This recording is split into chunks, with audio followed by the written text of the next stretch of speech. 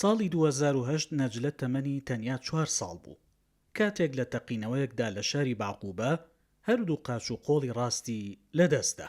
خۆی ئەم چیرۆکە پڕ لە ژانوازارە دەگێڕێتەوە و دەڵێ مانگی نیسانی 2008 بوو چاوەڕێی باوکمم دەکرد تاکو لە کارەکەی بگەڕێتەوە پێشوازی لێ بکەم، بەڵام تەقینەوەی بۆمبێکی چێندرا و ئۆتۆمبیلەکەی باوک نیێژاند و منیشی بە سەختی بریندار کرد. هەردوو قاچم و قۆڵی ڕاستمم لەدەستدا. لەو ڕۆژەوە تا ئێستا هەمیشە باوکە بریندارەکە من بەجێ نێشتووە.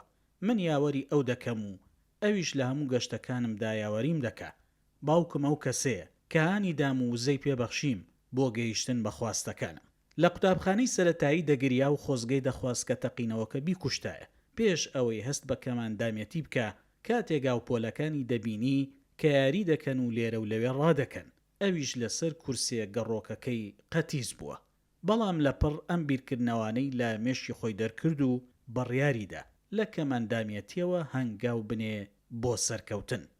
لەگەڵەوەی لە خوێندن سەرکەوتنی بەدەستێنا و لە تاقیکردنەوەی وێژەی نمرەی 75 وەرگرت، تەنها بە یەک قۆڵی چەپی مەشقی کرد و بڕیاریدا بەشداری یەکەم بەرنگاربوونەوەی ڕاستەقینە بێتەوە لە پاڵەوانێتی تۆپی سەرمێزی عێراق لەسەر کورسی گەڕۆک.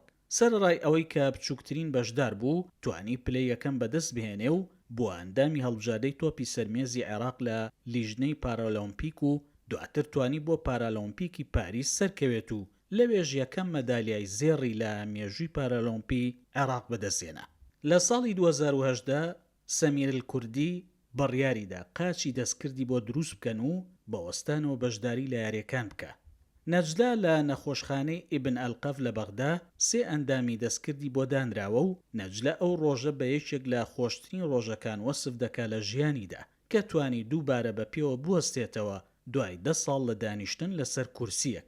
نەجلا جگە لە مەدالیای زێڕی پاریس هەروەها لە تۆکیۆی 2020 مەدالیای زیوی بەدەستێنە، جگە لەوە لە پاڵەوانێتی تایلەند پلەی سێمی بەدەستێنە.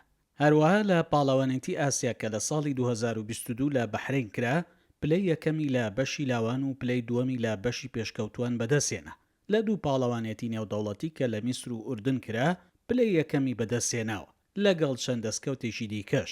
بڕیارە لە پارۆلۆمپی 2028 لە ئەمریکا بەشداری بکە.